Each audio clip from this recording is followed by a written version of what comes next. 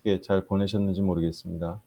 휴가 또 가신 분들도 많았고 또 요즘에 코로나가 갑자기 또 기승을 부려서 제 주변에도 많은 분들이 코로나 때문에 걱정들 하시고 또 실제로 그걸로 인해서 고생하신 분들도 좀 있었습니다. 근데 어쨌든 간에 다시 뵙게 돼서 반갑습니다. 벌써 강의가 5 강째가 됐습니다. 5 강이면은 이제 뭐 거의 마무리되는 단계가 아닌가 싶은데요.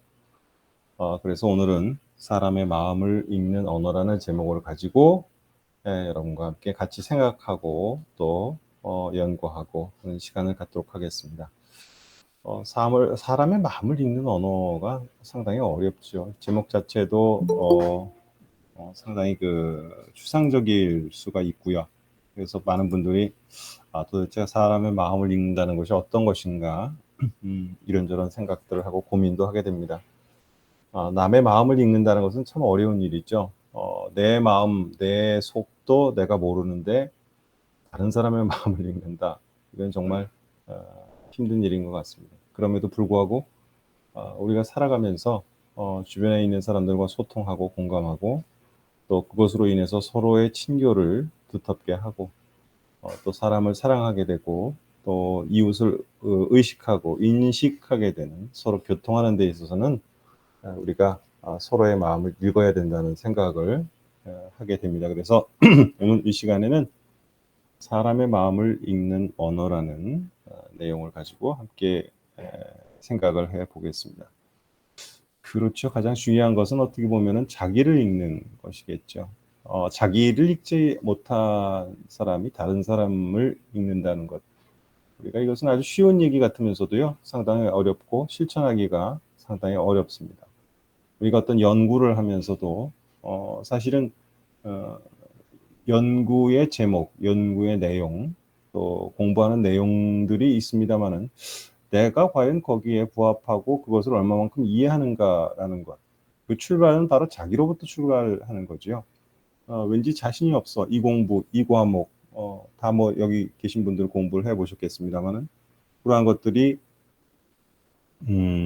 왠지 모르게 자신이 없고 이랬을 때 그것은 자기를 읽지 못하고 있기 때문이 아닌가 하는 생각을 해보게 됩니다. 그래서 가장 중요한 것은 자기를 읽는 것 이것이 아닌가 하는 생각을 했습니다. 질문을 드리고 싶어요. 요즘 스스로와 대화를 많이 하고 계시는가? 대화 많이 하시겠죠. 기도를 하면서도 나 스스로에 대한 어떤 스스로에게 묻기도 하고 또 따지기도 하고 묻지도 따지지도 말고 갑자기 생각나는데요. 그렇습니다. 이런 질문들을 우리가 좀 사람과 만날 때, 사람을 대할 때 먼저 생각해 볼 필요가 있을 것 같아요. 저 사람에게 무슨 이야기를 해줄 것인가만을 고민하고 계신가요? 예. 내 얘기를 먼저 저 사람이 어떻게 들을 것인가라는 고민을 하고 계신가요? 예. 뭐 그건 설교가 될 수도 있고, 예. 말씀 전하는 것일 수도 있고, 또 상담일 수도 있고, 여러 가지 관계에서 그러한 것들에 대한 염려들을 많이 하고 계시겠죠. 저 사람의 마음을 알고 싶은데, 우선 내 마음을 먼저 들여다보신 적은 없는지, 나는 저 사람에 대해서 어떻게 생각하고 있는지, 어떤 선입견이나 편견을 가지고 대하고 있지는 않은지 하는 생각을 먼저 스스로에게 물어볼 필요가 있는 것 같습니다. 그래서 단어 선택을 하고 말귀를 잡기 위해서 미리 고민하고 연구를 해야 되는데 그런 것을 해보셨는지 모르겠습니다. 수많은 사람들을 만나죠. 어떻게 보면은 여기 목회하시는 목회자들께서도 불특정 다수를 만납니다. 불특정 다수라는 것은 어떠한 일정한 직업을 가진 같은 직업을 가진 사람들이 아니고 제각각의 연령 그리고 제각각의 직업 뭐 여러 가지가 있겠죠. 그런 분들 또 학력도 마찬가지입니다. 학력도 다 들쑥날쑥하죠. 이게 다 이제 불특정 다수의 인원들입니다. 이런 사람들을 만나서 얘기를 하게 될 때 과연 내 이야기의 초점을 어디다 맞춰야 되며 단어 선택은 어떻게 해야 되고 하나하나 내가 준비한 문장들은 과연 이 사람들에게 어떤 감흥과 또 이해를 시킬 수 있는가, 감흥을 주고 이해를 시킬 수 있는가 하는 고민들, 이러한 것들에 있어서 단어 선택 굉장히 중요하죠.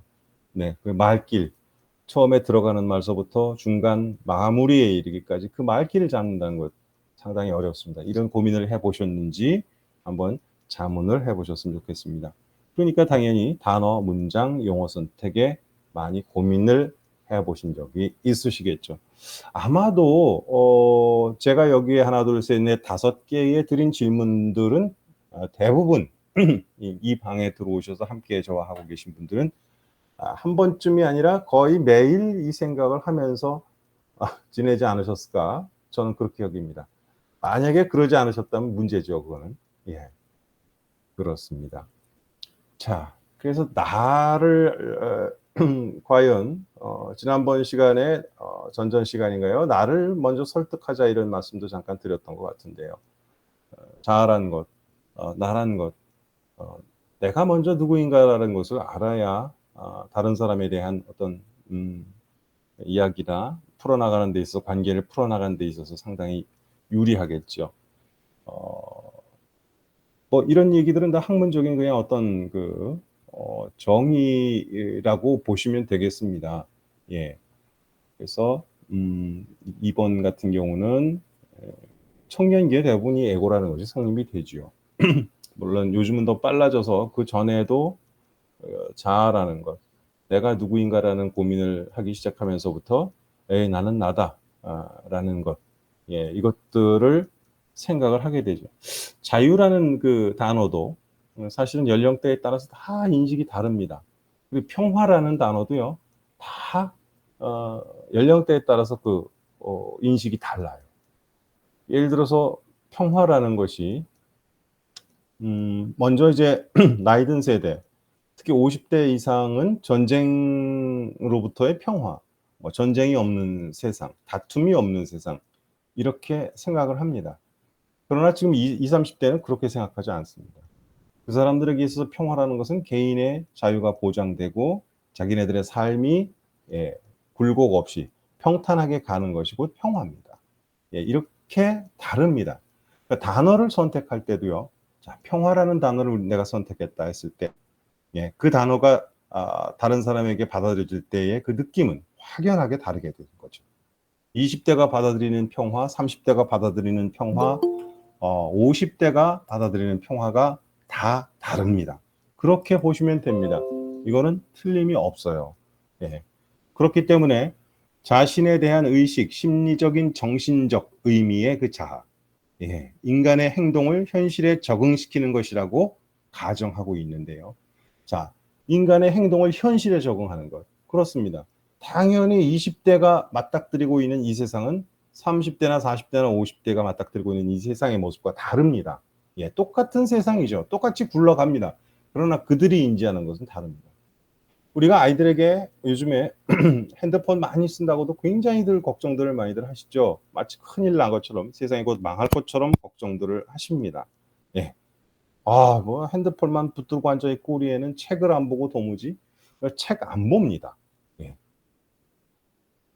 제가 대학에서 강의할 때에 제가 교과서를 선택을 안 했어요. 왜냐하면 교과서를 선택해봤자 교과서를 사거나 구하는 아이들이 요즘에 대학생들 거의 없습니다. 전자책을 보거나 아니면 도서관에서 빌립니다. 아니면 복사해서 돌려보죠. 네. 그러니까 이렇게 다른 세상을 살고 있는데 아이들에게 맨날 이 스마트폰만 보고 있다라는 걸로 아이들을 질타하는 것은 어떻게 보면요. 조금 다시 생각해 볼 필요가 있지 않을까 해요. 그 아이들은 그걸로 소통합니다. 그걸로 만듭니다. 그림도 그걸로 그립니다. 예. 창조적인 모든 것들이 일단은 기본적으로 하나의 다 개인적으로 가지고 있는 스마트폰에서 시작을 합니다. 그런 아이들에게 스마트폰 때문에 세상이 망한다라고 얘기하는 것은 어떻게 보면 그 아이들에게는 어불성설이죠. 예. 이렇듯 다 다른 자아들, 이미 형성된 자아들, 그리고 내 자아를 생각해봐도 그렇습니다. 내 자아라는 것이 있는데 다른 사람의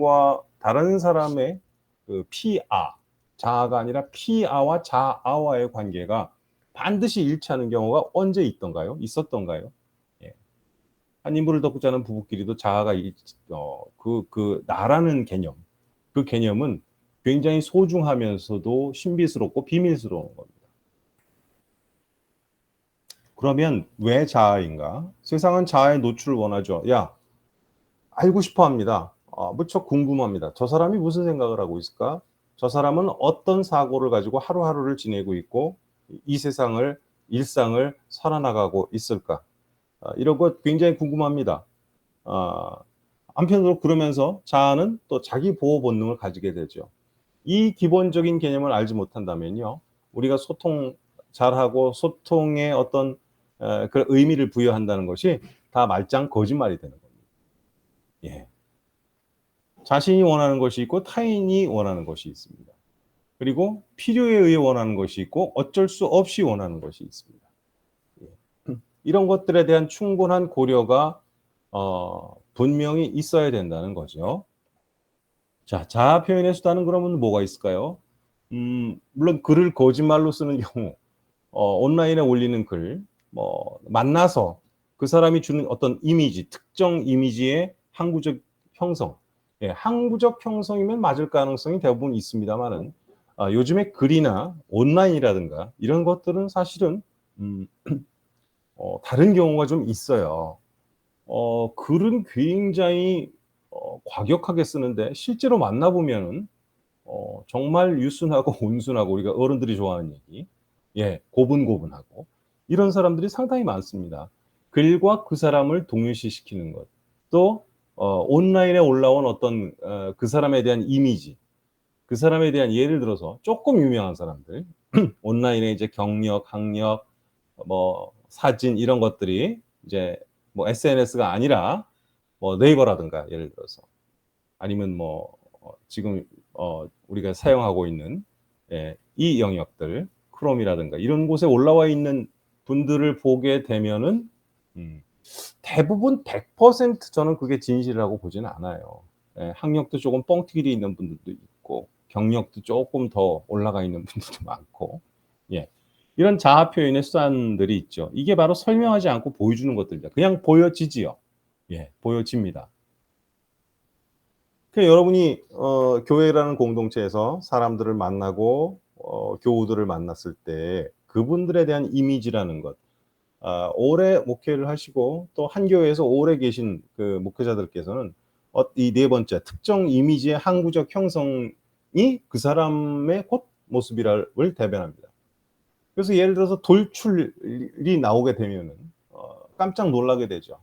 그 다음부터는 왠지 그 사람과 대화하기가 싫고 그 사람하고는 상대하기가 싫습니다.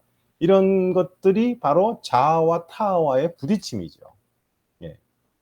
그 사람은 이것이 자아 표현의 수단인데 항구적인 이미지가 형성돼 왔더라도 어떤 기점, 어떤 자극을 통해서 조금 다른 표현을 하는 것이 그 사람의 자아인데 내 자아는 그것을 받아들일 수가 없는 겁니다. 그래서 이러한 것들이 무수히 여태까지 반복되어 온 것이고 이것 때문에 사람과의 관계, 사람과의 소통이 갑자기 단절되는 경우도 있고 네, 참 어려운 주제가 아닌가 하는 생각이 듭니다. 하지만은 세상은 타협을 원하게 되죠. 소통의 경계를 붕괴시키기 위해서 또 자아 노출로 인해서 얻어지는 어떤 이익들 이런 것들 때문에 또 희생에 대한 동경 있지 않습니까? 특히 우리 기독교는 더욱 어떤 희생에 대한 어떤 동경 이런 게 있죠. 예. 사람이 친구를 위해서 목숨을 버리면 그보다 더 아름다운 것이 없다. 예. 근데 별로 아름답지만은 않은 것 같아요. 현실적으로. 그렇지 않습니까? 그게 어렵기 때문에 아름다울 수는 있지만 어떤 친구를 위해서 어떻게 자기 목숨을 버리고 어떻게 자기를 희생하느냐. 이 부분은 상당히 중요한 부분이죠. 이게 지금 계속 자아와 충돌하고 있는 부분입니다. 예. 이것도 소통과 관련된 거죠. 나는 그이에게 희생을 얘기를 했는데 그이는 그걸 강요로 받아들입니다.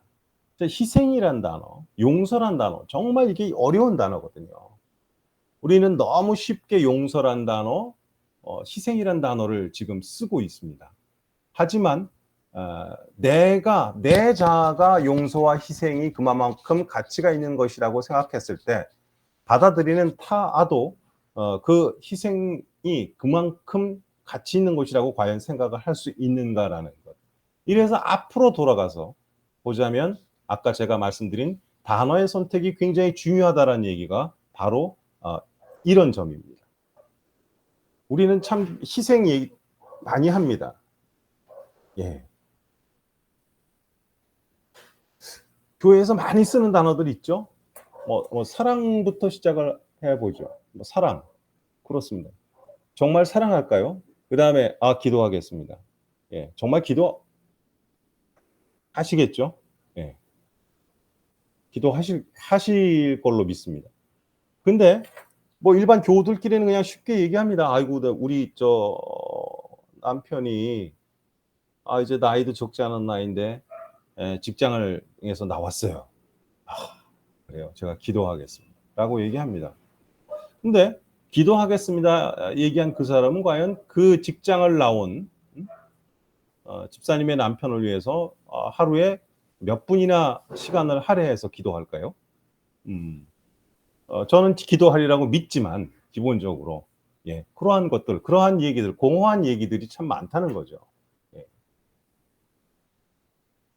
섬긴다는 얘기도 마찬가지입니다. 섬긴다는 얘기의 본래의 뜻은 정말 모든 걸 다 내주는 거거든요. 예. 또 제가 이 얘기를 하게 되는데 섬긴다는 얘기도 너무 쉽게 얘기합니다. 이런 마태복음 1장 1절에서부터 8절까지의 말씀으로 섬겼습니다. 뭘 섬기는 건가요, 그게? 구체적으로 그냥 버릇처럼 하는 말이 너무 많다는 거죠. 우리 커피 한 잔으로 섬겼습니다. 커피 한 잔으로도 물론 섬길 수 있죠. 예, 섬기는 진짜 마음이 있다면 과연 섬기는 거예요. 본래 섬긴다는 뜻은 머리카락으로 향유를 묻혀서 남의 발을 닦아주는 정도가 되는 게 섬기는 거죠. 완전 종 노릇입니다. 종. 예. 유대인들은 누워서 밥 먹잖아요. 거의 비스듬하게 누워서 밥을 먹는데 종이 그 누워있는 사람에게 누워있는 그 높이에 맞춰서 밥을 갖다 주는 거. 그래서 그게 섬기는 거거든요. 예. 거기에다 충돌하는 열망과 공포. 열망도 있고 공포감도 있습니다.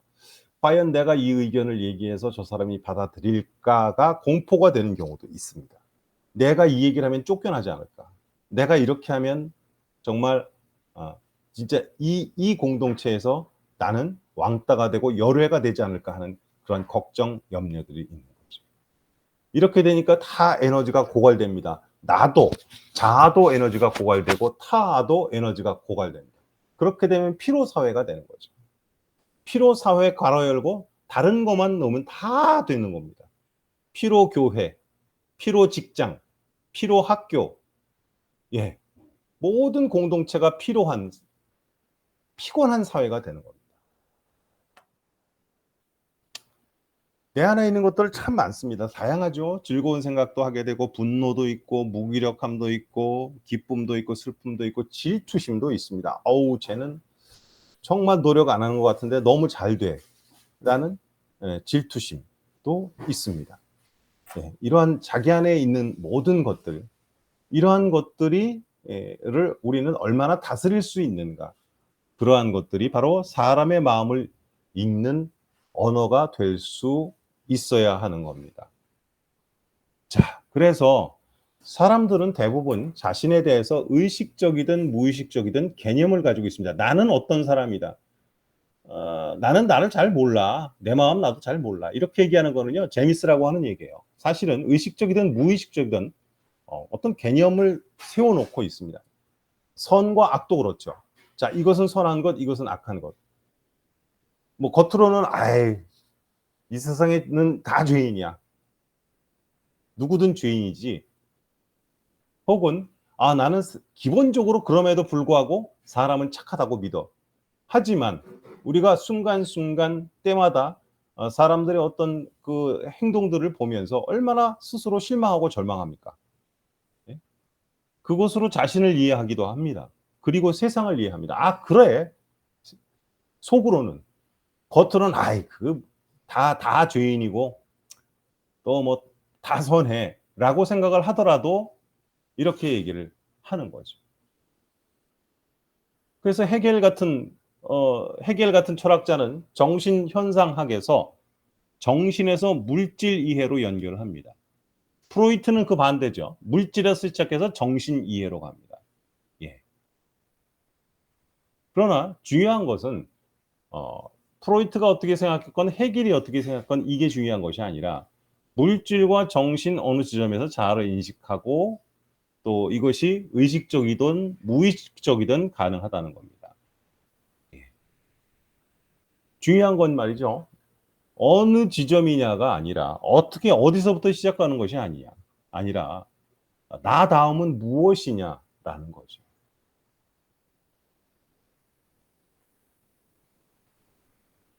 예, 어렵습니다. 결국은 자아의 실현, 자아의 표출, 자아와 타자의 교류는 정보를 교환하는 것이 아니라 성격을 교환하는 것입니다. 소통은 사람과 사람이 만나는 거죠. 사람과 기계가 만난다? 그렇죠. 소통이라고 볼 수도 있겠죠. 요즘은 너무나 좋은 기계들이 많이 있지 않습니까? 멀리 갈 거 있습니까? 스마트폰. 예. TV도 뭐 요즘에는 얘기하면 켜지고 꺼지고 채널 돌려주고 또 자동차도 그렇습니다. 예. 뭐 시동이라든가 아니면 내비게이션 같은 것도 다 말로 합니다. 예. 근데 기계는 사실 어떤 특정 입력된 단어, AI는 좀 차원이 다르지만요. 사실 뭐 내비게이션이나 이런 것들은 사실은 조금 그 입력된 단어 외에는 알아듣지를 못하는 것 같아요. 예. 어 얼마 전에 내비게이션하고 대화를 하다가 장난으로 제가 어 "네." 해야 되는데 "네." 아니면 "예." 근데 "오냐?" 했더니 못 알아듣더라고요. 예. 그러니까 이러한 것들. 네. 그러니까 성격을 교환하는 겁니다, 사람과 사람 사이에서는. 그래서 사실은 현상들을 제조하는 것은 사람인 거죠. 사람이 예를 들어서 언론을 대할 때도 사람이 기사를 읽고 정보를 체득하는 욕망들, 결국 그런 것들은 다른 이들에게 관심이 있기 때문이라는 거죠. 그냥 그러네. 관심에서 끝나기 때문에 우리가 소통이 안 되고 사람의 마음을 읽을 수 없는 겁니다. 그냥 내가 그 사람에 대해서 궁금하니까 그것을 알고 싶어서 일방적인 어떤 정보 접촉, 정보 접속 이렇게 하기 때문에 우리가 사람과 소통을 할 수 없다는 겁니다. 묻지 않는 거죠. 물을 수 없는 부분도 물론 있습니다. 그러나 우리가 지금 함께하고 있는 어떤 공동체에서는 서로 물어볼 수 있지 않습니까? 이야기를 들어줄 수 있고 내가 먼저 그 사람이 묻고 가능하지 않습니까? 근데 그것도 안 해요. 피노키오라는 여러분 동화가 있죠. 상당히 그 원래 원작은 비극으로 끝나는데 대부분 나와 있는 연극이나 어떤 동화는 뭐 나중에 말 잘 들어서 피노키오가 사람으로 환생을 한다 뭐 이렇게 끝나고 마는데요. 어쨌든 피노키오는 사람 취급을 받지 못했습니다. 그게 왜 그랬을까요? 디테일이 없기 때문입니다. 예. 로봇, 인형, 말하는 인형, 예, 자동차, 예, 아까 말씀드린 TV 이런 것들은 분명히 우리에게 편리함을 주지만 디테일은 부족합니다. 제가 아까 오냐라고 대답했더니 못 알아듣더라는 말씀 드렸잖아요. 근데 자, 그러면 돌이켜 보자면 우리는 과연 사람을 대할 때, 이웃을 대할 때, 우리 교회 교인들을 대할 때, 또 집에서 가정에서나 과연 우리는 디테일하게 하고 있느냐 하는 겁니다. 아이, 그거 뭐 대충 하면 척하면 척이고 다 알아듣지. 피해가는 거죠, 그건 사실은. 네. 엄청나게 피해가는 겁니다. 그렇다면 자, 다시 자아로 돌아오겠습니다. 자아는 항상 옳은 것인가? 우리는 특수성의 일반화를 참 많이 시킵니다. 우리가 지금 대하고 있는 수많은 언론 보도들 특히 그렇습니다. 사건, 사고, 사회면엔 맨 사건, 사고죠. 누가 누구를 때렸다, 뭐를 훔쳤다, 횡령했다. 사기했다, 사기쳤다. 와, 세상 말세다. 그러나 그보다 더 선한 일들은 많이 지금 우리 주변에 일어나고 있습니다. 예. 근데 사람들은 그거를 일반화시키죠. 그래서 세상을 악한 곳으로 생각을 합니다. 예, 그게 바로 특수성의 일반화지요. 그리고 나쁜 것은 뉴스에 잘 나옵니다. 그죠? 당연히 그렇겠죠. 선행보다는 네, 어떤 센세이셔널리즘, 언론의 특징 중에 하나입니다. 예. 자, 뭐 개새끼란 표현을 제가 썼습니다마는 우리 착한 강아지들을 이렇게 나쁘게 표현해서 죄송합니다. 내가 아무리 옳아도 나는 누구에게인가 그럴 수 있다는 겁니다. 예, 내가 아무리 옳아도요. 예. 뭐 이렇게 들어가면 더 깊어지겠습니다만 세상에는 무수히 많은 진리가 존재하는데 진리가 하나다. 뭐 하나겠죠. 예. 그러나 절대성과 상대성도 우리가 절대 무시할 수가 없는 겁니다. 나만 옳으냐는 거죠. 이러한 것들은 우리가 건드리지 말아야 될 것은 분명히 있습니다만은 그보다 더 많은 것들은 절대성도 있고 상대성도 있고 옳은 것들은 항상 주변에 존재한다는 겁니다. 그래서 자기 개념, 자기 이해 중요합니다. 그리고 자기를 인식하는 것. 단순히 이해에서 떠나서 자기를 인식하게 되고 또 자기가 갖고 있는 이론, 경험, 자기 행위 이 모든 것들의 순환으로 자기다움, 자아가 형성되는 겁니다. 자, 그렇다면 자아를 왜 돌보아야 하는가? 아픔이 많죠. 우리가 살아가면서. 자, 사람에는 여러 종류가 있습니다. 매일매일 난 아파 죽겠어, 힘들어 죽겠어, 못 살겠어 라고 징징이 아니죠. 그거는 사실. 그런 사람들이 있는가 하면 예, 그럼에도 불구하고 표를 안 내고 사는 사람도 있습니다. 우는 아이 젖춘다고 그런 사람들의 이야기는 모릅니다. 묻혀버립니다. 예, 누구든지 얘기를 하는 사람들. 예, 교회에서 흔히 일어나는 일이죠. 직분 안 준다고 삐지는 사람들 많죠. 예. 야, 그걸 뭐 삐진다고 봐야 되냐? 그거 뭐 당연한 거. 글쎄 뭐 그럴 수도 있지만은 좌우간 그런 분들 참 그렇습니다. 하지만 그냥 가만히 있는 사람보다는 그런 사람이 더 신경이 쓰이잖아요, 사실. 예. 그러니까 자, 우리는 늘 완벽주의적 누구나 저 사람은 진짜 완벽주의자야. 아니야, 저 사람 헐랭이야. 자, 헐랭이라고 쉽게 얘기하고 평하고 뭔가 모자라는 것 같은 사람들도 다 나름대로는 정도의 차이는 있겠습니다만은 완벽주의, 자기 제시의 압력을 스스로 받고 살아나는 겁니다. 자기 효능감, 자기 효능감을 꾸준히 드러내야 하는 압박감을 갖고 있습니다. 그리고 우리 사회 조직은 그렇습니다. 내가 이만큼 봉사해. 나는 정말 아침부터 저녁까지 교회에서 살아. 나는 11조 꼭 해.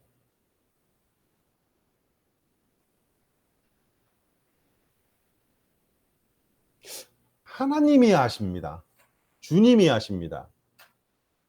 하는 말이 모든 사람에게 다 아유 그렇지 라는 어떤 동의 그런 게 나올까요? 저는 그렇지 않다고 봅니다.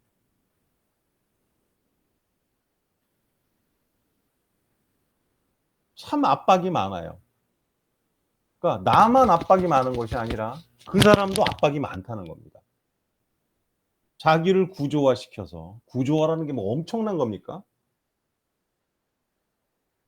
구조화라는 것은 엄청난 게 아닙니다. 그냥 자기가 이렇게 이거 하고 이거 하고 이거 하고 이거 하고라는 것을 내세우는 것. 그리고 자기가 알고 있는 것을 나름대로의 체계화시키는 것, 설득하려고 하는 것, 그것을 또 제시하려고 하는 그런 압박을 다 누구나 갖고 있는 겁니다.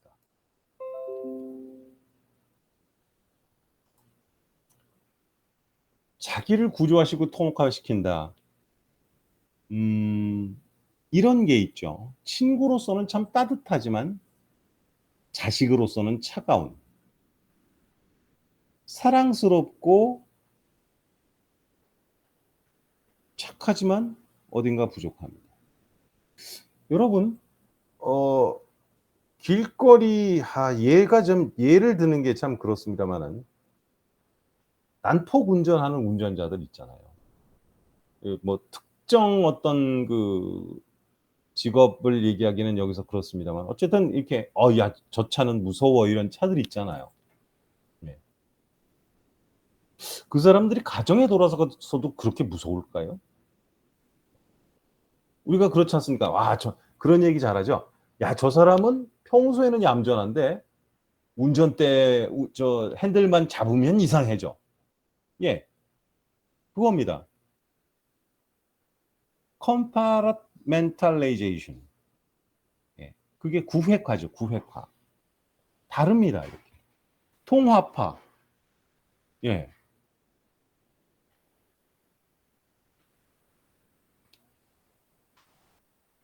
예. 어떤 것이 좋을까요? 그 사람을 구획화시켜서 보는 게 좋을까요? 통합화시켜서 보는 게 좋을까요? 그 사람을 돌보고 그 사람과 소통하고 그 사람의 마음을 읽기 위해서. 저는 있어요. 그런데 여러분은 어떠신지 한번 생각을 해 보시기 바랍니다. 자, 그래서 돌봐야 할 것은 자아뿐인가? 네. 내 스트레스도 감당하기 어려운데. 자, 팀원, 공동체, 구성원, 동료의 스트레스까지 감당한다. 참 어려운 일이죠. 그러나 리더는 두 가지 모두를 다 관리할 수 있어야 되는 겁니다. 자기 자신의 스트레스도 관리할 수 있어야 하고요.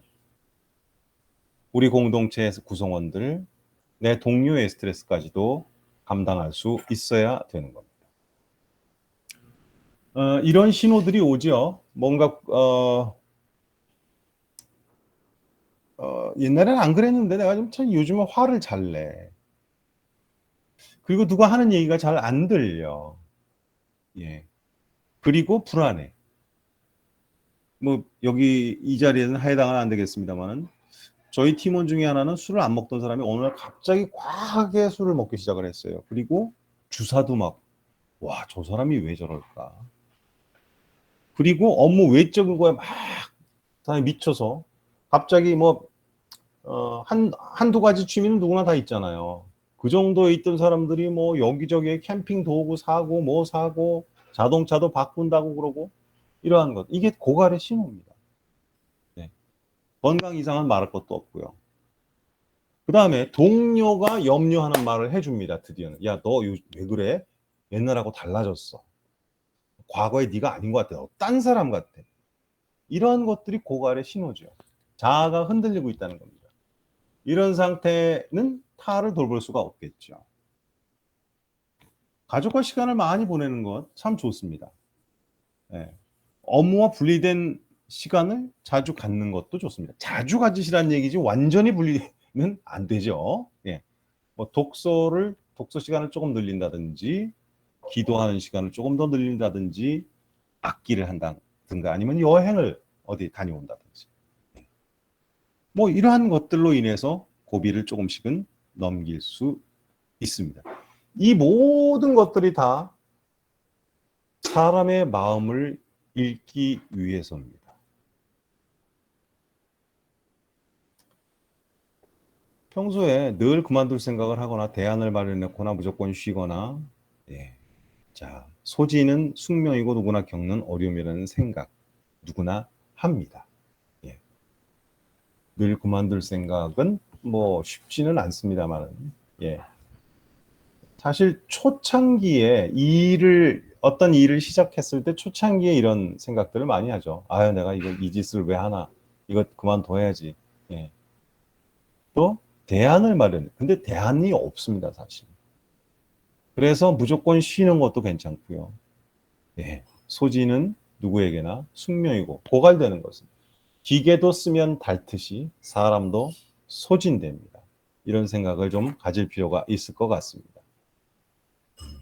그래서 오래 일해야 된다는 생각을 접고, 이게 버릇이 돼 있어서 이제 더 이상 나는 고치기가 어렵다.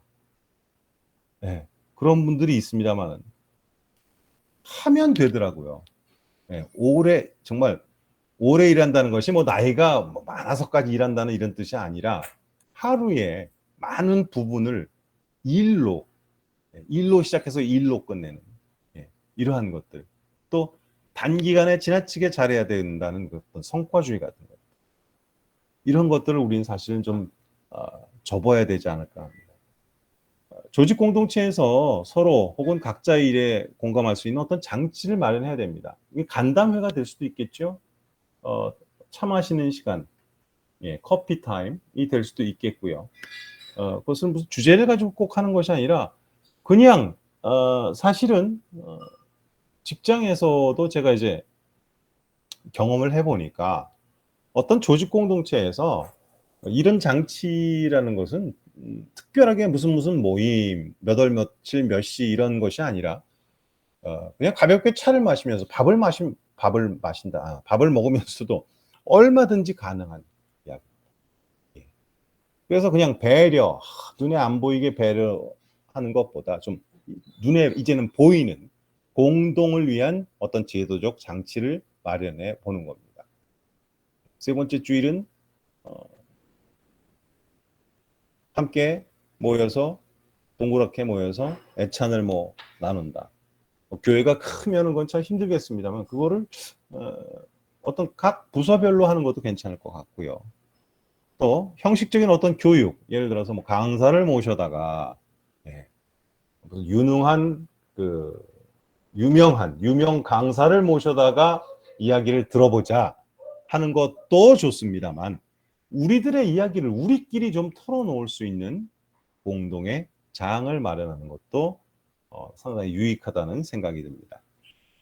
그리고 무엇보다 중요한 것은 내 이야기에 귀를 기울여 줄 수 있는 사람이 꼭 한 사람 필요하다는 겁니다. 그게 뭐 사모님이 될 수도 있고 아니면 아들이 될 수도 있고 아니면 교회의 다른 어떤 분이 될 수도 있고 내 이야기에 좀 귀를 기울여 줄 수 있는 사람. 귀를 기울인다는 게 뭡니까? 들어줄 수 있는 사람이에요. 그냥 쉽게 얘기해서. 내 얘기를 들어줄 수 있는 사람.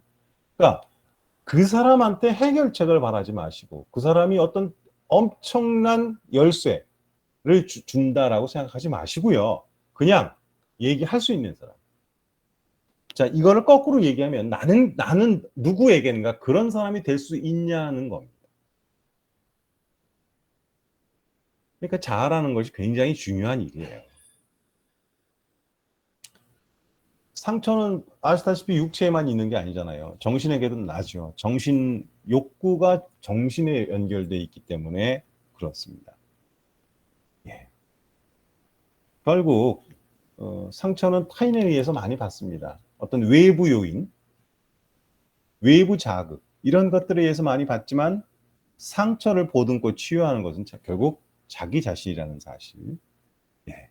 근데 사람들을 대부분 보면 자기 자신에게 스스로 상처를 참 많이 냅니다. 기본적으로 나는 안 돼서부터 시작을 해가지고 어떤 절망적인 생각들, 도저히 일어서지 못할, 그러니까 자기 자신에게 끔찍이도 잔인한 분들이 참 많더라고요. 그게 아마 우리가 어렸을 때 배워온 교육 때문에 그런 것이 아닌가. 외유, 내강. 스스로에게 엄격해야 된다. 이젠 좀 바뀌어야 되지 않을까요? 스스로에게 좀 너그러워지고 자기 자신을 사랑하고 자기에게 상처를 내는 일을 좀 줄여보는 게 좋을 것 같습니다. 사물화. 그렇죠. 사물화 과정 겪을 때 상처 많이 받죠. 그냥 사회 구성원으로서의 나. 그러니까 공동체 의식을 갖는다는 것은 상당히 중요한 일입니다. 그렇지만은 자기를 그냥 그 구성원 톱니바퀴의 하나로 묶어버리게 되면은요, 반드시 상처받게 돼. 이런 부분들이 우리가 조금 앞으로는 지양해야 될 부분들이 아닌가 하는 생각이 듭니다. 자, 이제 자기 심리. 귀인이라는 게 있습니다. 귀인. attribution이라고 번역을 하는데 행동에 대한 원인 해석입니다. 아침에 학교를 가는데 멋진 남자 혹은 여자가 자꾸 자기를 쳐다봅니다. 좋을까요? 부담스러울까요? 무슨 생각하게 될까요? 내가 이뻐서? 내가 잘생겨서? 얼굴에 뭐 묻었나? 이렇게 일상적으로 생각을 한다는 것은 이제 어떤 일이 왜 일어났는지 네, 원인을 고려하는 것이고 이런 생각의 결과를 통해서 행동을 우리는 하게 됩니다. 이뻐서라고 판단되면 뭐 꼴에 눈은 높아서 뭐 이러고 이쁜 짓을 더 하게 되죠. 예, 왠지 걸음걸이도 네, 남자들 같은 경우는 왠지 좀 자꾸 쳐다보는 게 있으면 좀 힘이 들어가죠. 예. 그리고 뭐가 묻었다면은 묻은 걸 떼고 도망가죠. 너무나 당연한 것 같지만 이거는 원인과 결과가 이렇게 된다는 겁니다. 귀인 효과. 언제 우리는 왜라는 생각을 어떤 때 많이 하게 될까요? 일상적인 사건보다는 일상적인 사건에 우리가 왜라고 생각하지 않잖아요. 그죠? 예, 늘 일어나는 일들. 아, 그런가 보다. 예, 하게 됩니다. 우리가 늘 매일매일 듣고 있는 소리가, 아, 소리들이 있습니다. 뭐 시계, 집에 이제 시계 소리라든지 아니면 컴퓨터 자판 누가 옆에서 두드리는 소리라든가 이런 사무실에서. 근데 그러한 것들을 어느 날 갑자기 인지하기 시작하면 엄청나게 크게 들립니다. 소리라는 것도 몰랐었는데 이러한 것들. 예. 자, 그런데 예상치 못한 사건의 즐거운 일, 또 보다는 불쾌하거나 고통스러울 때 원인을 우리는 밝히려고 합니다. 예. 그러니까 귀인의 차원이라는 것이 내부, 외부 귀인 차원과 안정, 불안정 귀인 차원의 두 차원이 조합되어 있습니다. 내적 귀인이라는 것은 뭐냐면요. internal attribution은 행위의 원인을 행위자 개인의 내적인 요인으로 돌립니다. 제가 원래 저렇게 생겨 먹었어. 내가 원래 내가 이렇게 생겨 먹었어. 근데 외적 귀인은 external attribution은 사회적 상황으로 돌리죠. 날씨, 환경, 자란 환경. 그렇습니다. 이게 엄연히 이게 외적 귀인입니다.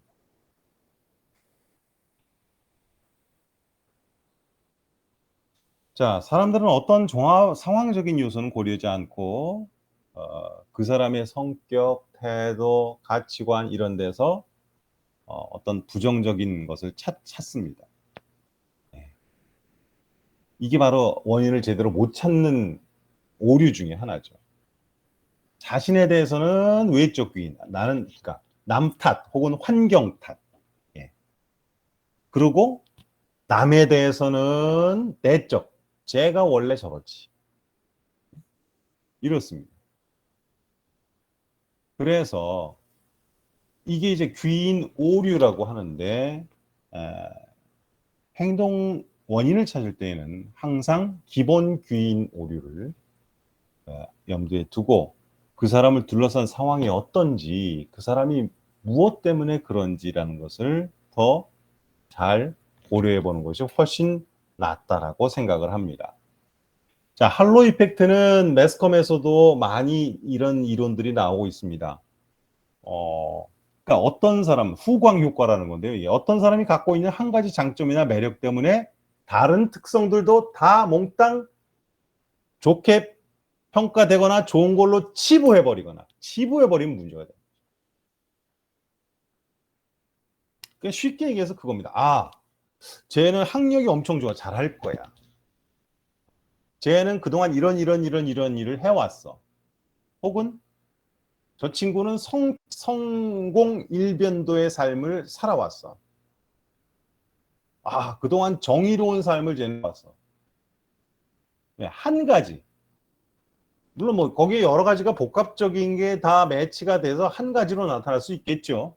하지만 이런 것 때문에 다른 거는 아무래도 좋아.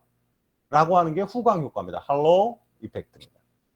사람들은 네, 타인에 대해서 형성된 인상을 일관적으로 유지하려는 경향이 있습니다. 왜?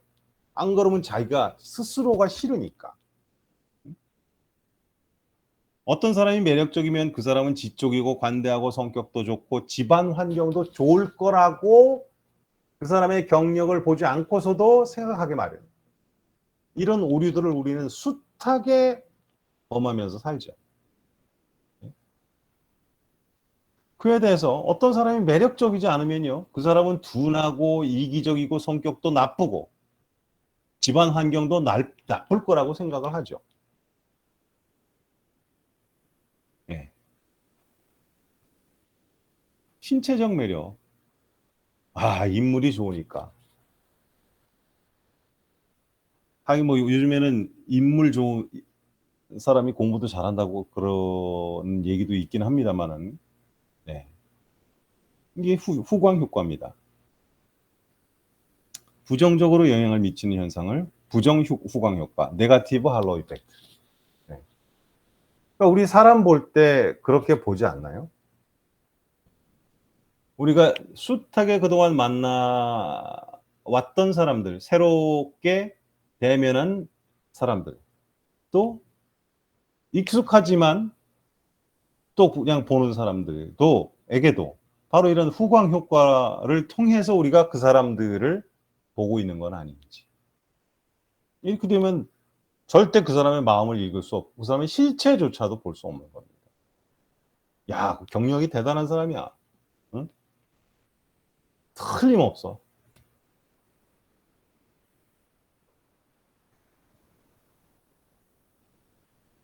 인지 일관성 이루는 게 있습니다.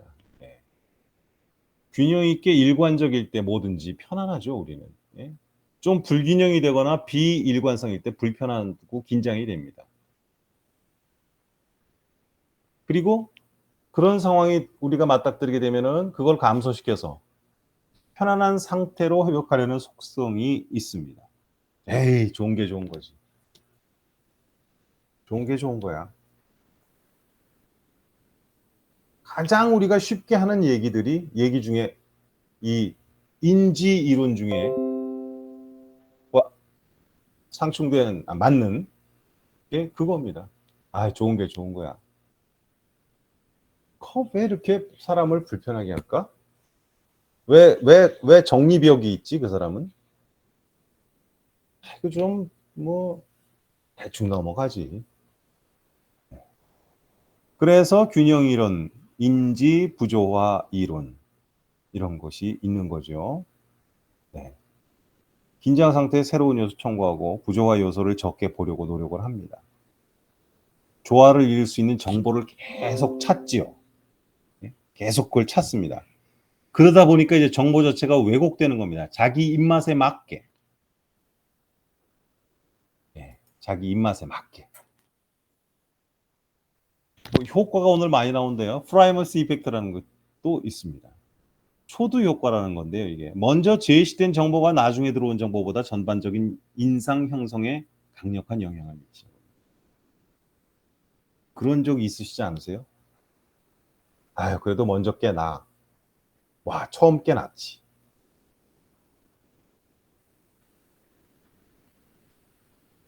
예. 메시지 내용이 어떤 사람과 대화할 때 그 사람의 대화 내용이 적정한 수준의 공포를 주고 논리적인 주장보다 좀 감정적인 측면에서 호소할 때, 통계적인 자료보다 개인적인 경험을 제시할 때, 그 일면적 주장보다 양면적 주장으로 구성되어 있을 때 태도 변화가 많이 일어납니다. 설득에 있어서 약간 겁도 주고, 예? 논리적인 것보다는 조금은 감정적이고, 어떤 통계 자료를 요즘은 좋아하지만 그럼에도 불구하고 개인적인 경험을 플러스 시켜서 제시할 때, 그리고 어느 한 방향의 주장보다 양면, 좀 심하면 양비론, 얘도 옳고 얘도 옳고일 수도 있는데요. 이런 것으로 구성되어 있을 때 태도 변화가 많이 일어납니다. 설득이 많이 된다, 잘 된다는 거죠. 예. 이게 참 애매한 겁니다. 그래서 그 표적 인물이 갖고 있는 태도와 설득의 내용이 너무 달라도 안 되고 적어도 안 되고 거의 좀 일치하는 게 좋죠. 의견 제시의 순서도 그래서 고려를 해야 됩니다. 많은 의견이 있을 때 결정하는 시간에 여유가 있을 때 먼저 제시하는 것이 효과적입니다. 오늘 안들이 굉장히 많잖아요. 자, 중요한 것부터 합시다. 쉽게 얘기하면 그겁니다. 예. 그리고 그 후에 결정할 때는 가장 늦게 결정하는 것이 좋습니다. 던져 놓고. 예.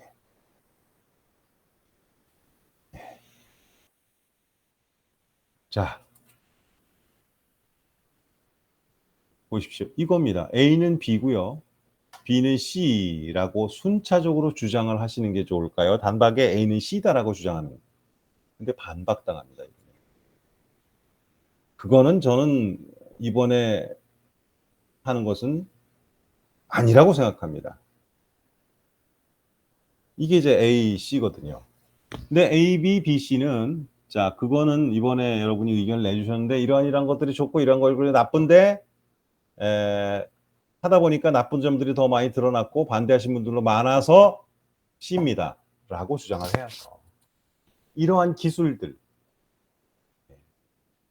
이러한 것들이 설득의 어떤 기술들입니다. 자, 그래서 역시 경청이 해답인가 하는 것, 자기 주장 분명히 중요합니다. 그리고 상대의 마음, 생각 중요하죠. 근데 때로는요, 내 주장보다는 상대의 마음, 상대의 생각이 더 중요할 때가 있습니다. 아니, 어떤 결정과는 이건 다른 문제거든요. 우리는 항상 어떤 것들의 성과에 너무 집착합니다. 그래서 이걸 관철시켜야 된다고 생각합니다. 관철시키세요.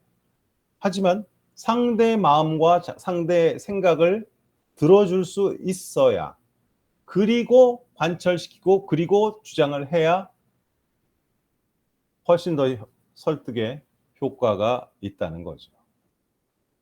예. 이론만 너무 지나치게 하는 것 같은데요. 예. 좀 설명이 좀 됐으리라 생각을 하고요. 잠시 쉬었다가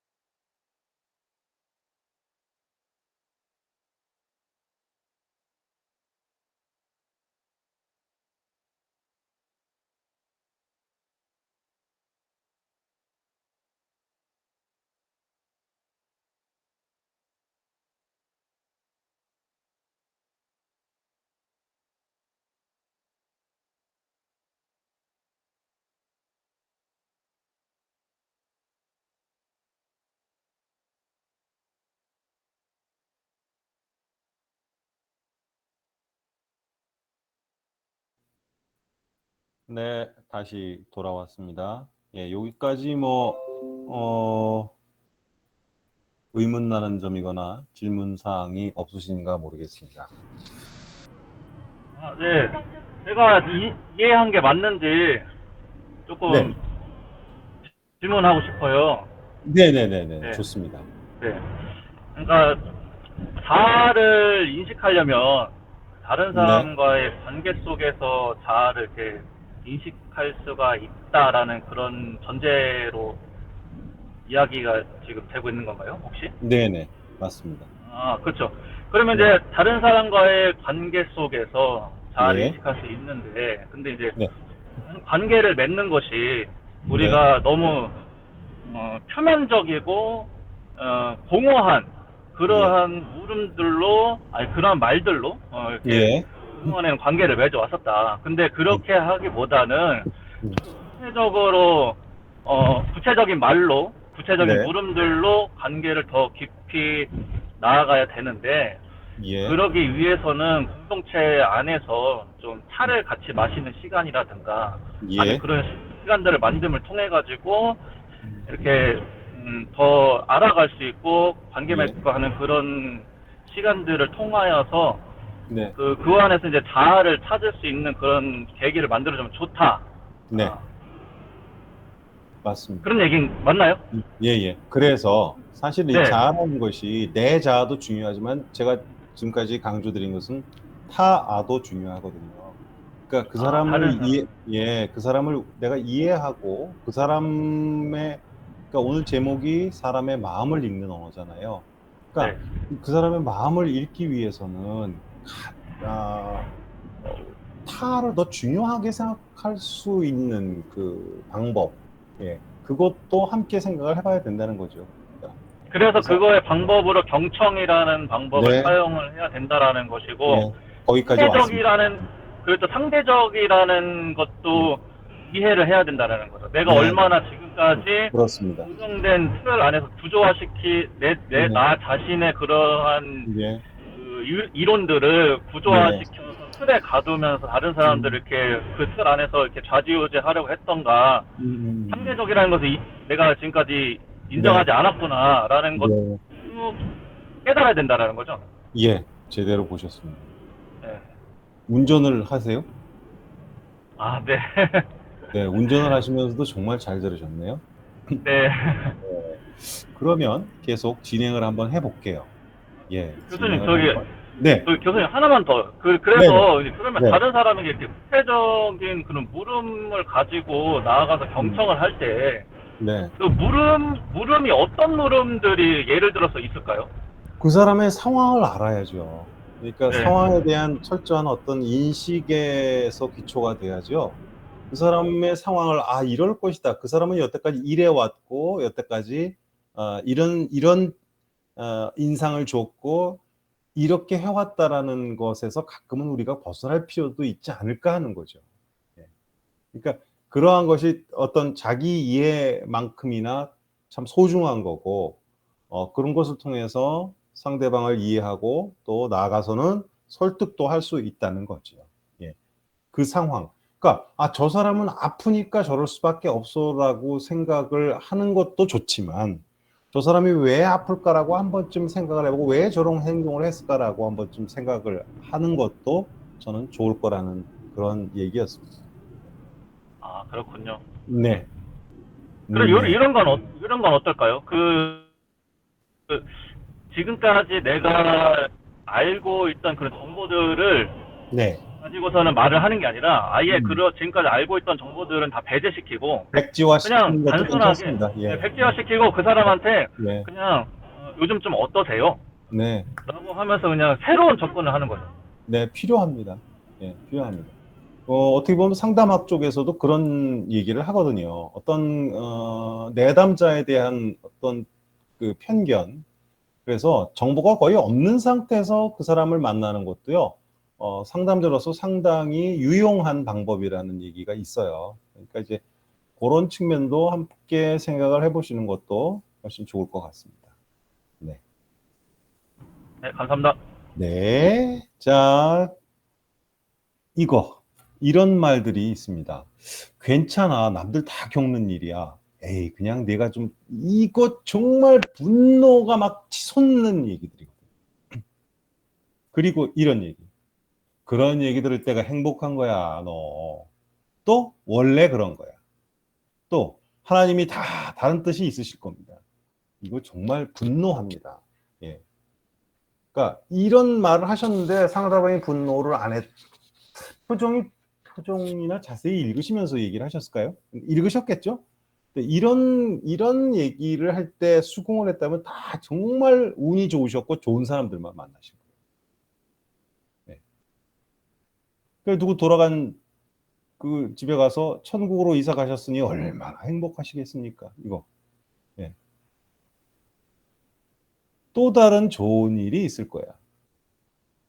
그렇게까지신 줄은 난 몰랐어요. 와. 예. 이거는 좀 그렇습니다. 예. 이건 사오정이에요. 이 수준이면. 그 사람은 남들 다 겪는 일이라고 생각 안 하거든요. 자기만 겪고 있다고 생각을 하죠. 네.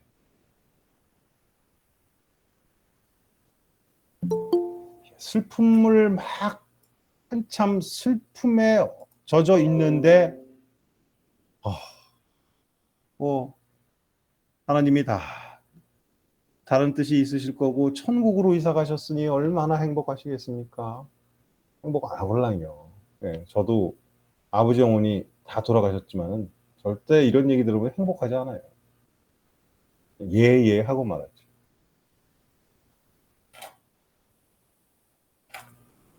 그래서 내가 먼저 해야 되고 내가 먼저 다가가야 됩니다. 사람의 마음을 읽기 위해서 또 사람에게 감동을 주기 위해서는요. 내가 갈등의 원천일 수도 있다는 생각을 늘 해야 됩니다. 그리고 사람에 대한 어떤 그 사람에 대한 부정적인 감정을 지금까지 누누이 강조해 왔습니다만은 이 얘기를 부정적인 감정을 버려야 되고요. 참 인지하기 어려운 수동적 저항이 있다는 것도 생각을 하셔야 됩니다. 예, 그 사람이. 겉으로 화는 내지 않았지만 반발하지 않았지만 선입견이라든가 편애라든가 감정 폭발이라든가 너무나 우리는 이런 속에서 살아왔습니다. 사실. 사람이니까라는 것, 그 이유 하나로 에이, 사람이니까 어쩔 수 없지. 나한테 잘해주는 사람한테 내가 잘하고. 근데 아니잖아요. 원래 가르치면 그게 아니잖아요. 그리고 이 조직에서 가장 문제가 많이 생기는 것 중에 하나가요. 한 사람이나 일정 그룹에게 과도한 업무 배당을 하는 겁니다. 아, 그래도 이 부서에 맡기면 정말 일 잘해. 거기다가 그 말까지 하면 나머지 사람들은 다 자빠지는 거죠. 특정한, 특별한 그룹을 만들지 않아야 돼요. 예. 이게 특별한 그룹 때문에 조직이 무너지는 경우가 의외로 많습니다. 무슨 기도 모임.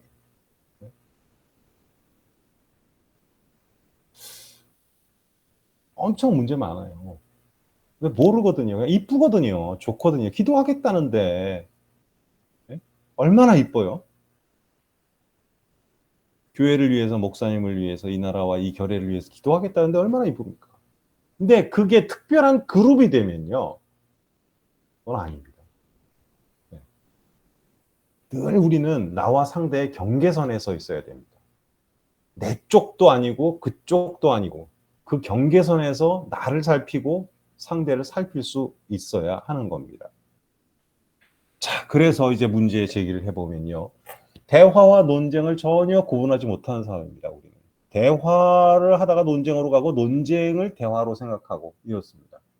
그러니까 대화의 방법을 알지 못하는 거죠. 예. 그다음에 논쟁의 방법도 알지 못합니다. 예. 그리고 대화는 항상 편향성입니다. 어느 것이 옳으냐에 집중되어 있습니다. 예. 옳지 않으냐도 따져야 되고요. 왜 옳지 않은 것이냐? 우리가 뭐가 잘못됐느냐? 예. 이걸 따져야 되는데 항상 오른쪽으로 긍정적인 것은 항상 좋은 것이고 부정적인 것은 항상 나쁜 것이라고 생각을 합니다. 정보들도 그렇게 되니까 다 편향돼 있고요. 좋은 정보만 들어오죠. 그렇게 얘기하면 옳으십니다. 맞습니다. 맞다 옳다 때문에 우리가 여태까지 싫은 그 맞다 옳다 때문에 우리가 얼마나 잘못되고 옳지 않은 길을 걸어왔는지 실은 아이러니하게도. 예. 그래서 공동체에서는 지위와 대화의 논쟁성, 연관성 이걸 생각해야 됩니다. 내가 이 팀의 이 공동체의 리더냐 그렇기 때문에 항상 나는 대화를 주도해야 하고 그 다음에 논쟁은 안 돼. 내가 있는 한. 이러한 것들 때문에 네, 더 잘 나아갈 수 있는 더 한 단계 업그레이드 될 수 있는 공동체들이 늘 고인물처럼 예, 그 자리에 머물러 있는 경우가 많습니다. 그래서 사고의 전환을 해야 되는 거죠. 자, 대화와 논쟁이 그럼 뭘까요? 대화는 사적인 내용과 공적인 내용을 포함한 커뮤니케이션 수단입니다. 사적인 내용, 공적인 내용 다 들어가 있어요. 대화라는 거.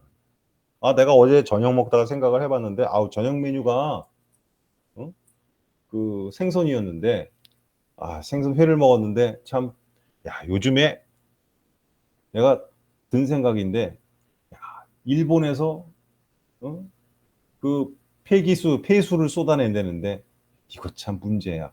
이 다 포함된 예, 이게 대화죠.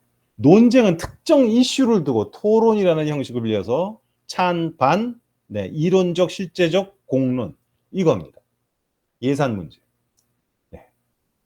예산을 더 늘려야 되느냐, 경기도 안 좋은데 깎아야 되느냐 이러한 것들을 두고 얘기를 할 수 있는 거고요. 집안에 예를 들어서 같은 집안에서 식구들끼리 무슨 얘기를 하는 것도 논쟁은 어떤 경우에 논쟁이 되냐면 누가 이번에 아버지 집에 보일러를 놔드릴까? 네. 네? 보일러는 귀뚜라미 보일러가 좋으냐 뭐가 좋으냐? 뭐 이거 가지고 내가 써보니까 귀뚜라미가 최고야. 어? 아니야.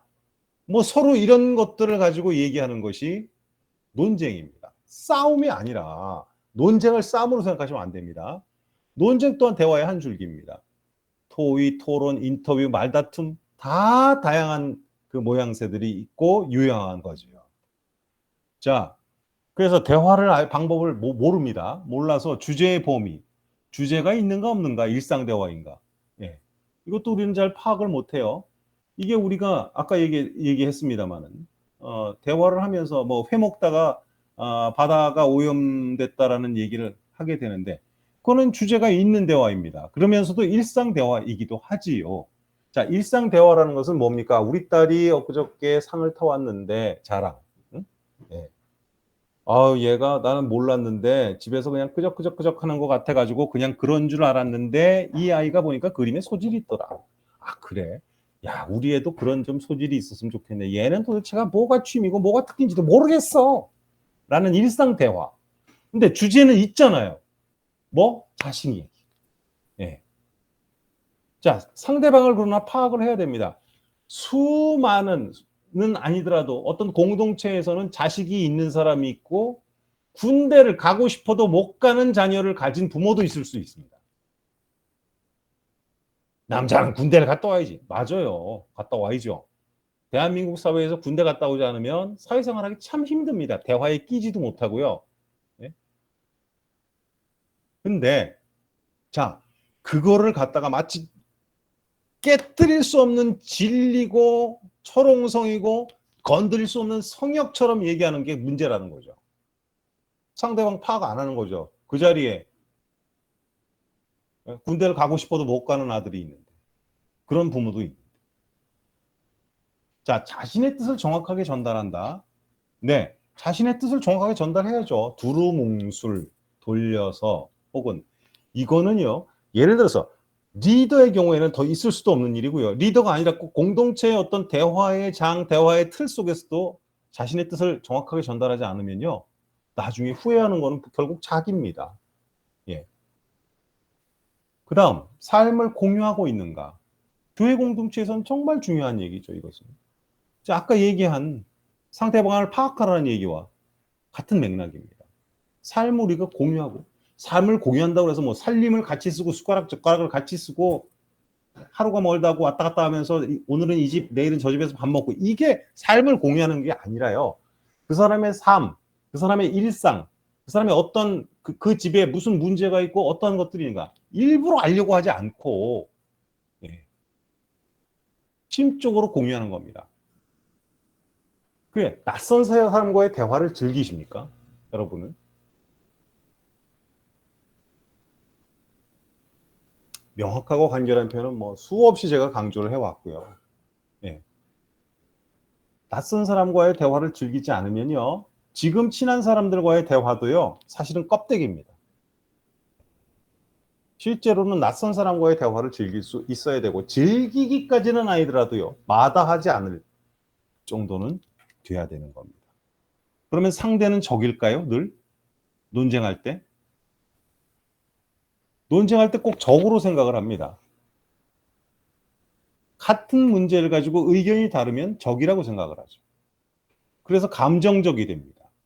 그러다 보면 주제의 맥락에서 벗어납니다. 요거는 기본 자료로 대화하면서 컨트롤할 수가 충분히 있는 겁니다. 자료, 근거, 제시. 예. 한 번쯤 사회자가 돼 보셨을 텐데 어떤 토론을 하다 보면은 굉장히 논쟁을 하다 보면 주제 맥락에서 벗어납니다. 더 나가야 되면 이제 감정 싸움이 되는 거죠. 그다음에 지난번에 네가 그랬잖아. 뭐 이렇게까지 나오면 이제 그거 끝나는 겁니다. 그럴 때는 자료를 제시해 주는 게 좋습니다. 그리고 질문과 대답의 적절성과 적합성. 이 문제는 상당히 어렵습니다. 질문을 적절하게 한다. 대답을 적절하게 한다. 상당히 어렵습니다. 그러나 적절한 것, 예, 수위 조절, 예, 감정적인 물음, 왜 못했어요? 라고 묻기 시작하는 것. 예. 자, 그리고 상대의 사고를 통제, 위압하는 데 몰두. 아, 당신 생각이 틀린 거야. 아, 어떻게 그렇게 생각할 수가 있지? 뭐 예를 들어서 이런 것들. 그 다음에 상대 말 안 듣고 있다가 내 의견만 얘기하는. 사안에 대한 어떤 중요성은 논쟁 참여자가 모두 공통적인 겁니다. 이거를 처음부터 시작 때부터 인식하지 못한다면요. 이 논쟁은 싸움으로 시작해서 싸움으로 끝나게 됩니다. 대화의 편향성. 듣지 않으려는 일방적인 대화죠. 듣고도 무시하고 주제 갈피도 못 잡고 말싸움. 칭찬 안 해요. 절대 안 하죠. 칭찬. 그 다음에 습관에 의존하는 대화.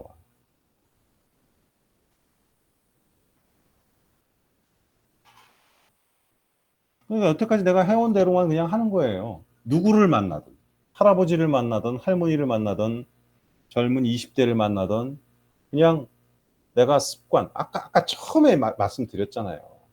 평화라는 단어를 두고도 20대가 다르고 30대가 인식하는 평화가 다르고 40대, 50대, 60대가 다 다르다고 말씀드렸잖아요. 질문 없는 대화.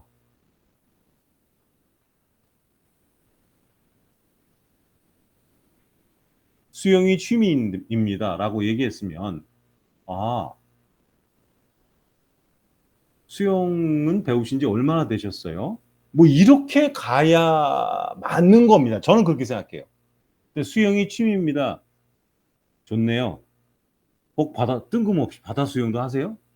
뭐, 이렇게 가버리면 이거는 대화가 안 되는 거죠.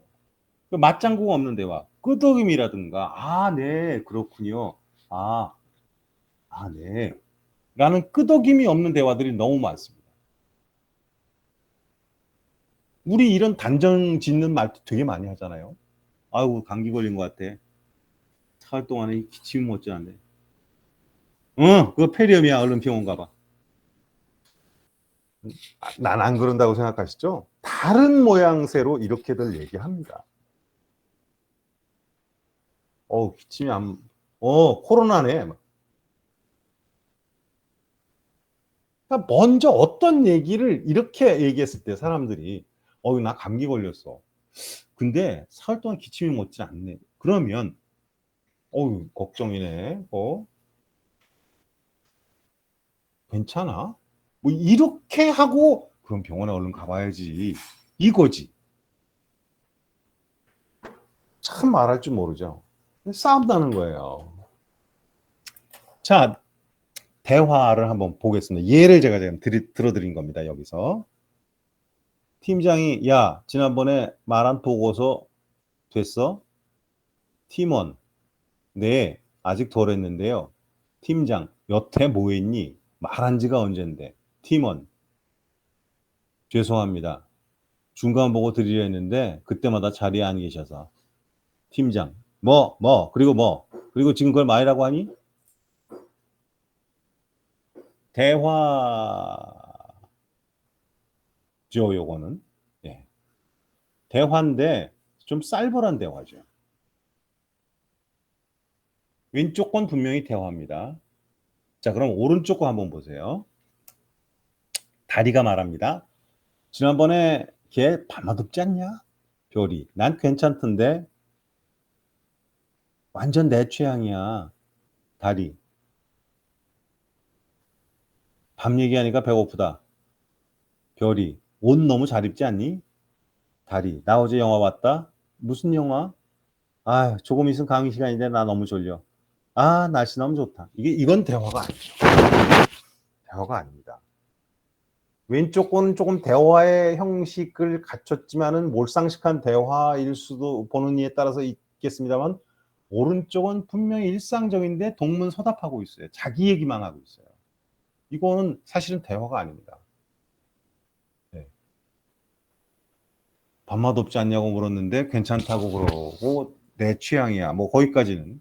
아유 밥맛 하니까 갑자기 뜬금없이 배고프다 그러고 또 얘는 그래도 마음에 든 게 계속 마음에 남아서 옷 걔 너무 잘 입지 않니? 그랬는데 다리는 걔는 관심이 없어요. 나 어제 영화 봤다? 그러니까 이제 영화 얘기는 여기서는 얘기가 통했어요. 그래서 무슨 영화? 또 난데없이 또 조금 있으면 강의 시간인데 근데 이런 대화가 없을 것 같아요. 이런 대화가 비현실적이라고 생각하세요? 충분히 있습니다. 이건 대화가 아닙니다, 여러분. 그 다음에 이 대화도 한번 봅시다. 엄마와 자녀의 대화입니다. 침대 좀 치워. 아직 방이 그게 뭐야? 정신 사나워서 공부가 되겠어? 내가 알아서 할게요. 그리고 방하고 공부하고 무슨 상관이야? 알아서 하는 애가 밤낮 그 모양이야? 문꽝 닫고 들어갔습니다. 네, 이것도 그닥 대화가 아니라는 생각이 듭니다. 오른쪽 한번 볼까요? 자, 이걸 보면서 느끼시는 게 좀 있어야 돼요. 자, 서기가 그랬습니다. 고민이 생겼어. 훈이는 바로 여자 문제지? 그치? 하고 물어봤습니다. 서기가 아니야. 이번 학기 종치고 휴학을 할까 말까. 훈이가 그러니까 군대를 가야 한다는 거 아니야. 서기 그게 아니고 그냥 전공에 재미가 없어서 좀 쉬어보려고. 훈이 원래 다 그런 거야. 전공이 100% 맞는 사람이 누가 있니? 이렇게 대화가 가면 할 말이 없는 거예요. 고민이 생겼다는 사람이. 너무 쉽고 단정적으로 얘기하죠. 자, 왼쪽에 엄마와 자녀의 대화는요. 둘이 다 마음이 달라요. 예. 자, 그럼 어떻게 해야 될까요? 침대 좀 치워. 아직 방이 그게 뭐야? 정신 엄마로서 할 수 있는 얘기잖아요. 그죠? 내가 알아서 할게요. 자녀로서도 할 수 있는 얘기입니다. 그러니까 어떤 방법일까? 이 대화를 보면서 어떻게 해야 될 건가? 어떻게 해야 대화다운 대화가 될 것인가를 생각을 해 보셨으면 좋겠습니다.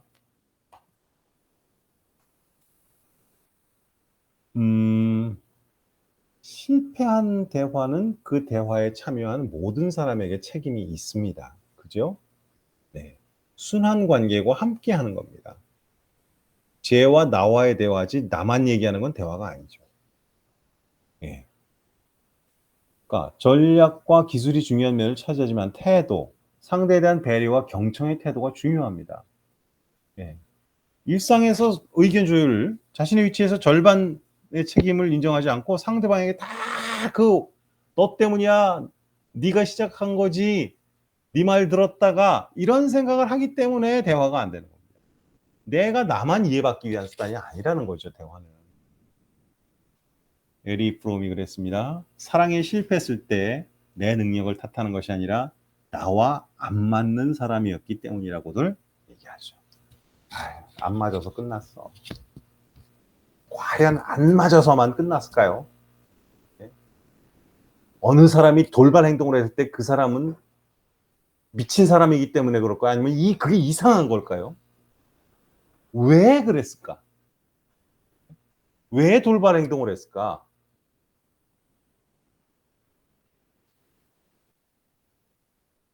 논쟁이나 대화 모두 양 경우에서 다 의견 교환을 넘어서 동의와 합의 설득이 위해서는요, 정보를 그래서 일정 부분 공유하는 게 필요합니다. 먼저 정보를 주셔야 됩니다. 예. 뜬금없이 회의 시간에 자료 들고 나와서 이대로 합시다. 예.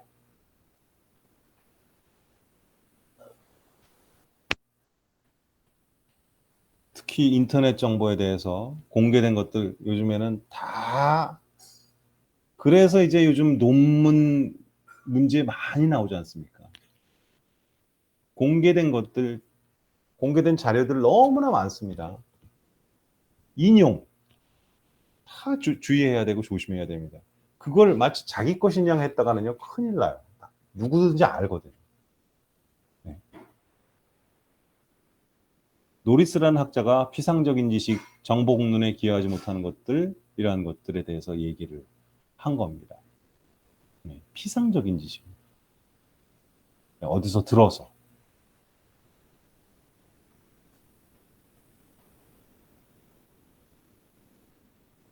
근데 사실 인터넷 정보를 가져오는 것이 여러 가지 비용이나 이런 것들이 절감이 되지요. 예, 유료 채널도 많고요. 좀 쓸만한 논문을 보려고 하면은 유료로 묶여 있는 것들이 상당히 많습니다.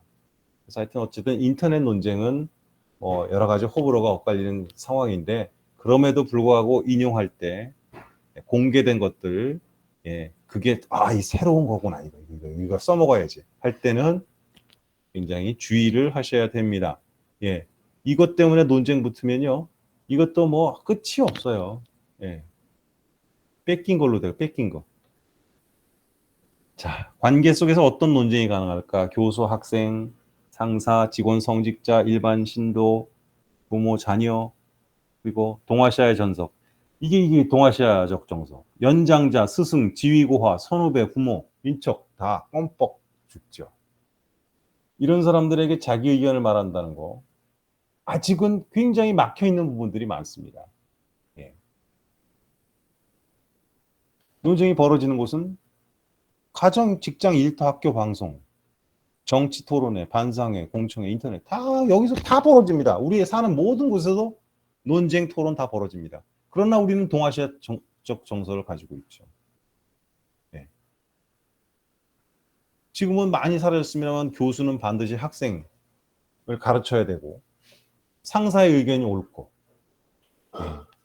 성직자가 죽으라면 죽는 신용해야 되고, 예. 부모의 말은 효행의 측면에서 늘 들어야 되고요. 그래서 기본적으로 지위고하, 연령, 또 이런 것들이 논쟁을 가로막는 이유에 대해서는 안 된다. 논쟁은 항상 있어야 됩니다. 논쟁은 싸움이나 대들미 아니고 본격적으로, 본질적으로 의견의 교환이고요. 또 공동체 모두에게 활발한 토론, 논쟁 문화가 생성돼야 하는 것이죠.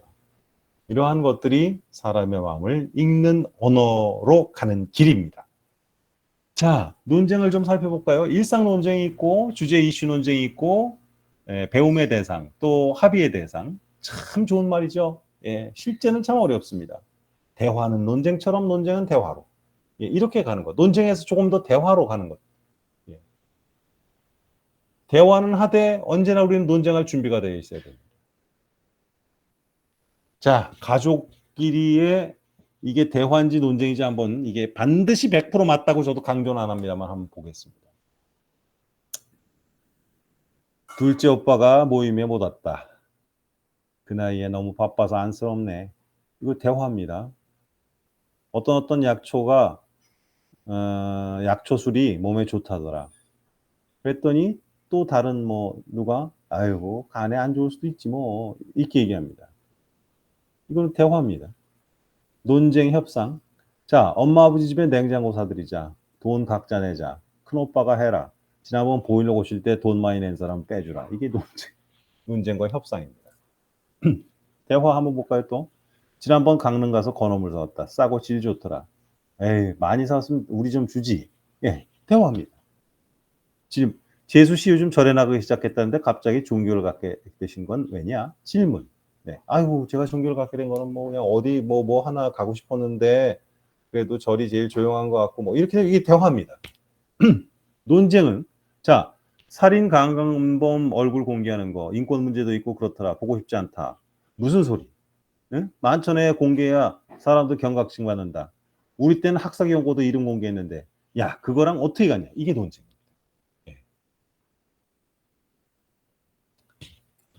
훈계 대화. 술 좀 작작 먹어라. 삼촌이나 뭐 아버지나 그랬겠죠. 그랬더니 그게 마음대로 드나요? 아유, 자제는 합니다. 훈계와 대화입니다. 아, 아버지 내가 술 먹고 싶어서 먹어야. 뭐 이렇게 되면은 훈계가 아니라 싸움이죠. 훈계와 싸움. 네. 자, 너 체중 좀 줄여라. 아니다, 적당하다. 키와 비교해야지. 그 기준이 궁금하다. 이 논쟁입니다. 둘째 시집 안 보내냐? 본인이 안 가는 걸 랜들. 이 자리에서 왜 그 얘기냐? 촌스럽게. 촌스럽다니 작은아버지가 조카 얘기도 못하냐? 형 걱정이나 해라.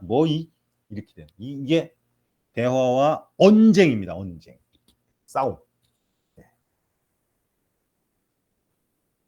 예를 들어주었습니다. 한번 다시 보세요.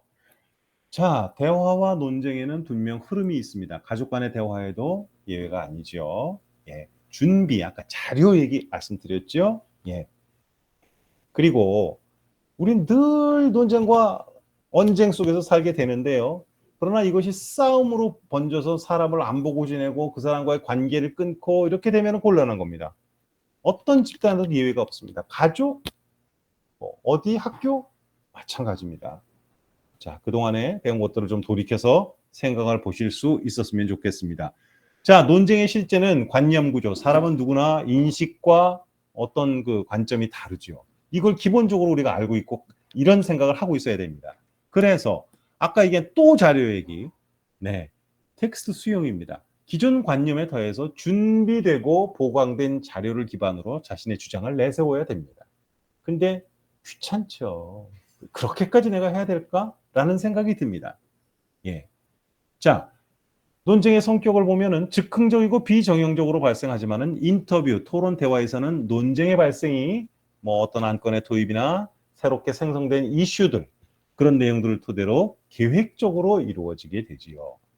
일상의 논쟁에서는 사실 어떻게 보면은요, 어떤 스타일이 없습니다. 그러나 인터뷰, 토의, 뭐 대화에서는 발제자에게 그 발제자가 하는 얘기에 선점이 있을 수가 있습니다. 참가자 대부분은 또 입증의 의무가 있고요. 물어보고 질문해야 되는 거죠. 입증이라는 것은 burden of proof. 네, 물어보고 질문해야 되는 겁니다. 질문이 없는 토론회, 질문이 없는 어떤 논쟁은 있을 수가 없습니다. 그거는 논쟁도 아니고, 네, 어떤 토의도 아닙니다. 사회자는 늘 그래서 공정해야 되죠. 교통 정리를 하는 게 우선입니다. 판단하는 사람이 아닙니다. 사회자가 판단하는 경우가 상당히 많습니다. 우리는. 예, 그래서 국회에서도 국회 무슨 상임위원회에서도 문제가 가장 많이 생기는 게 교통 정리를 하는 게 사회자인데 판단을 해버리거든요. 예. 그것 때문에 문제가 생기죠. 그리고 발제자, 특히 예를 들어서 자, 교회 건축에 대해서 아무개 집사가 이런 의견을 갖고 오늘 저기를 합니다 할 때 자, 듣는 사람들은 일단 긍정적인 인식으로 좀 출발했으면 좋겠고요. 그다음에 발표하는 사람도 물론 중요한 것, 발표하는 사람이 중요합니다. 자기 의견을 갖되 긍정하는, 그러니까 그 자리에 참석해서 내 얘기를 듣는 사람들을 긍정한다는 것은 존중한다는 얘기입니다. 어떤 반대 의견이 나오더라도 그걸 수용할 수 있는 자세가 되어 있어야 된다는 거죠. 자, 자료 충분히는 뭐 말할 것도 없고요. 뭐 이건 다 배운 겁니다. 상대 의견 잘 청취하고 내 의견을 말해야 되고 그 다음에 아까 얘기한 학문, 학술적인 인용은 정말 신중히 해 주셔야 됩니다. 무조건 반대하는 것이 아니라 수용 가치를 판단해야 되죠. 수긍도 필요하다. 자, 이것이 사람들은 무슨 생각을 하게 되냐면 무조건 반대가 왜 나옵니까? 자, 우리 편, 내 생각, 여기에 반하냐, 그렇지 않느냐가 중요한 겁니다. 공동체는 생각을 안 하는 거죠. 예. 나의 그것에 거슬리게 되면 이것은 아니라는 겁니다. 그리고 아까 얘기한 것 다시 반복합니다. 승패에 연연하는 게 아니죠. 토론, 토의, 논쟁, 대화 모든 것이 다 승패에 연연하지 않습니다. 너무 우리는 승패에 익숙해져 있고 누가 이기고 지느냐가 중요합니다. 이런 것들을 생각을 하셔야 됩니다. 자, 눈을 응시하면서 마음을 좀 봐주십시오. 예. 그래야 우리는 사람의 마음을 읽을 수가 있습니다. 마음을 봐주십시오. 그 사람의 말투, 어투, 문장, 그 사람이 하는 스타일 이런 것도 중요하지만 마음을 볼 수 있어야 될 것 같습니다. 그 사람의 사정, 마음속까지 감찰할 수 우리는 있어야 됩니다. 예, 우리가 하나님이 아닌데 어떻게 그걸 해? 노력을 해야 된다는 거죠. 예. 그런 노력이 밑바탕이 되면 우리가 어느 대화를 하든지 어느 논쟁을 하든지 사람의 마음을 읽는 사람으로서 우리가 인정받을 수 있는 겁니다. 아, 저분은 참 사람 마음을 잘 읽어. 정말 진짜 소통이야. 진짜 공감이야. 라는 거죠.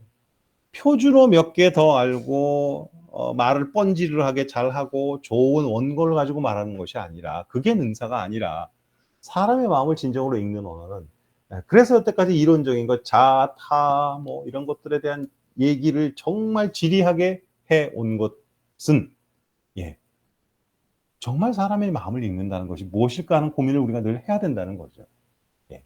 그리고 그런 언어는 어떤 언어일 것인가를 우리가 생각을 해야 된다는 겁니다. 자, 오늘은 여기까지 하겠습니다. 질문 있으시면 질문을 해 주시기 바랍니다. 예. 지난주에 쉬어서 좋으셨죠? 이제 한 주 남았습니다. 달력을 보니까 29일이 남았네요. 예. 원고를 미리 드리겠습니다. 그래서 여러분이 어떤 목소리를 가지고 계시고 어떤 말투를 가지고 계신지 한번 제가 그냥 들어보겠습니다. 제가 무슨 판단자가 아니라 그냥 한번 들어보는 기회를. 그러니까 원고는 제가 이 카톡으로 보내드리겠습니다. 미리 보내드리겠습니다. 조금 이번 주 금요일이나 목요일쯤에서 제가 원고를 여러분께 보내드리겠습니다. 그 원고를 가지고 뭐 연습을 하시던 한번 눈으로 훑어보시던 해가지고 다음 주에는 한번 여러분의 솜씨를 한번 제가 보겠습니다. 예, 질문 없습니까? 너무 얘기가 어려우지는 않죠?